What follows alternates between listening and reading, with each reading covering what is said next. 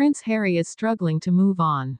Prince Harry's recent acknowledgement that King Charles III no longer speaks to him comes after 5 years in which he has not fully escaped the royal life he left behind. The Duke of Sussex took a swipe at his father on May 2 after losing a lawsuit aimed at getting his police bodyguards reinstated on trips to Britain. The BBC interview came after 2 years in which Harry and Meghan Markle had managed to mostly shelve their negative feelings about their royal exit in order to detoxify their reputations and focus on the future.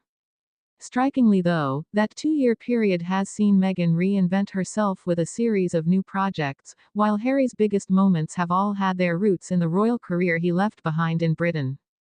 Prince Harry's swipe at King Charles. Harry told the BBC he wanted reconciliation but also accused his father of blocking his quest to get his police team back, and raised the emotional stakes by arguing that Meghan, Prince Archie and Prince Lilibet cannot travel to the UK without them. "I don't know how much longer my father has, he won't speak to me because of this security stuff. But it would be nice to reconcile," he said. "There is a lot of control and ability in my father's hands. Ultimately this whole thing could be resolved through him. Not necessarily by intervening but by stepping aside, allowing the experts to do what is necessary."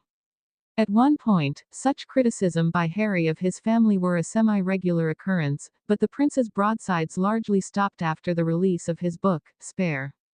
That may well owe in part at least to polling that showed a collapse of the couple's popularity among Americans.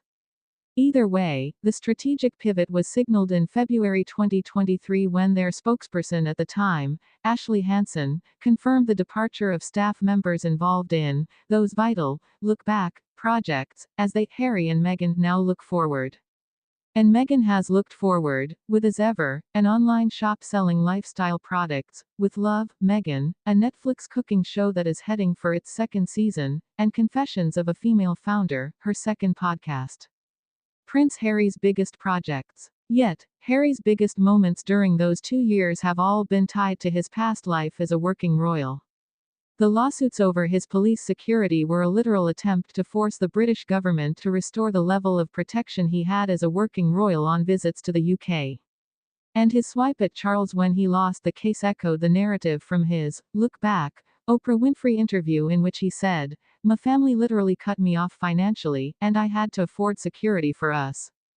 Despite losing 2 lawsuits and an appeal, he is still vowing to fight on by lobbying British Home Secretary Yvette Cooper directly. In summer 2023, Harry made global headlines by becoming the first royal family member to testify as the claimant in a lawsuit.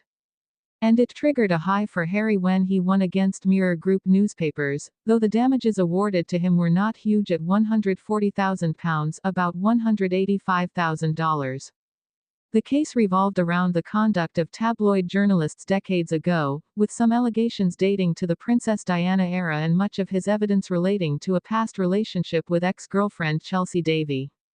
The same could be said of another lawsuit against Rupert Murdoch's media empire, which Harry settled out of court in January, reportedly for a sum in the millions. Even the Invictus Games, his most successful project, was launched more than 10 years ago during his time as a working royal. Other big moments in his year include the Diana Award, where the news stories are frequently about efforts made to manage the fact that it works with Harry and Prince William, who cannot be in the same room together, even to honor the legacy of their mother. And his relationship with the Well Child Awards also dates to his time as a working royal. Prince Harry's newer projects. Harry at one stage launched a documentary on Netflix about polo, which did not attract enough reviews to have a critic's score on Rotten Tomatoes but had an audience score of 25%.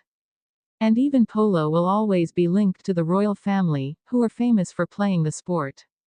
Another new feature of the past 2 years was Harry and Meghan returning to international visits.